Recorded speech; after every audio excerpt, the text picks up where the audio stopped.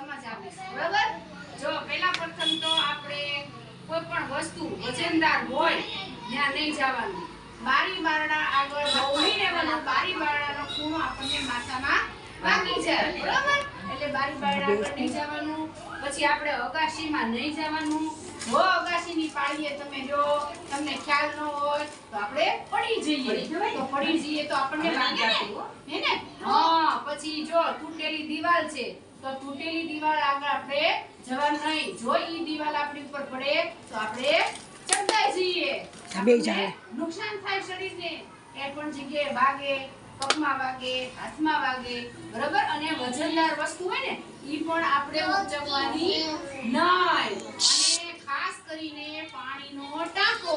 જો પાણીના ટાંકા આગળ જાવ તમને ખબર ન હોય તો આપણે એની અંદર ડૂબી જઈએ બરાબર આપણે શ્વાસ ન લઈએ કે બરાબર ને જો આપણે આપણી સુરક્ષા આપણે જાતે કરવાની હોય છે આપણે બેન પાઈ બેસી જા બધું ધ્યાન રાખવાનું કોઈ એવી જગ્યાએ નહીં જવાનું કે જે આપણા શરીરને કે આપણને ખુદને નુકસાન થાય બરાબર ને હવે સુરક્ષા વિશે બરાબર ને હા